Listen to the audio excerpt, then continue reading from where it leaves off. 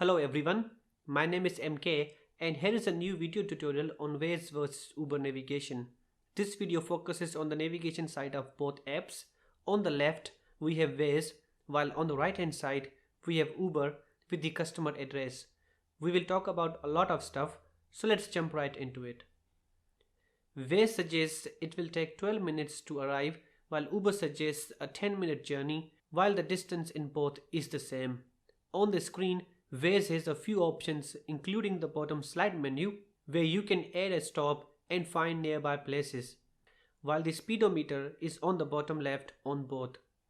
Uber, on the other hand, has a safety feature in which you can share your trip live with family and friends and call the emergency number if needed. The three little dots menu on the right on Uber lets you stop new requests, find food items if delivering, cancel the current trip if you haven't picked up the customer or food, and get some help if any issues. Tapping on the navigate button in Uber starts the navigation, while touching this button again shows an overview of the trip. Before we move, at any point, if you want to use Waze or Google Maps on Uber, simply tap on the top navigation and tap on either service. This will transfer the address straight away. Uber sometimes starts the navigation from the restaurant place rather than the place you have parked, but it updates the location as soon as you start driving. Some of the navigation features are available in the account menu, which you can't access while you are on a trip. You must modify settings when not on a trip. Regarding traffic, there are many differences.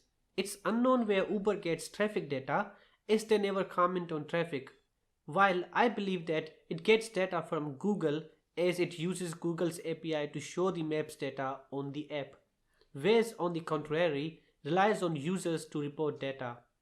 Meanwhile, they also use the algorithm to update traffic of certain locations at certain times automatically.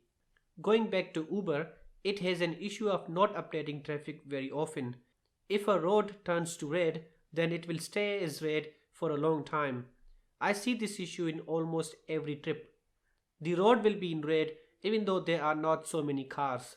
It mostly finds the street routes rather than roads if possible. Talking about ETA, Uber does not update the time correctly. It sometimes just does not update and suddenly updates by 2 or 3 minutes.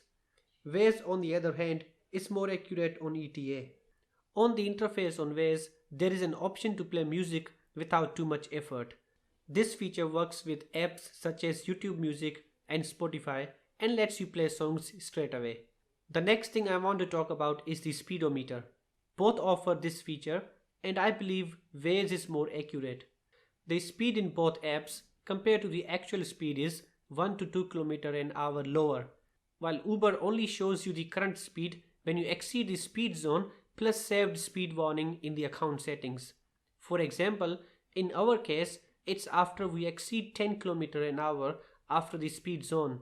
So that means if the speed zone is 50 and we travel above 60, then the app will show the car's speed and warn about the speed limit. Waze is famous for its reporting tools. Users can report and enjoy the updates when someone reports things such as traffic conditions, police crashes, hazards, gas prices, map issues, road closures, safety cameras and places. This makes Waze one of the fastest reporting apps in the world. Waze is world's third most used navigation app after Google Maps and Apple Maps. Anyway, the next thing I want to talk about is the lane suggesting feature. On the top on Uber, you see the total number of lanes and which line should the driver be driving in. It helps in traveling safely. This feature is also available in Google Maps as well as TomTom Go. Regarding voice, Waze is loud and you have an option to download different voices in many languages. You can even record your own voice for basic turns. Uber, on the other hand, does not offer to download voices and voice navigation is calm and relaxed. The accent is a lot different and it does not say the full word. For example, if the street name is Newton Street and in Uber the street is in short form, then the voice navigation will pronounce Newton St. This happens with terraces and roads too. So which one is for you?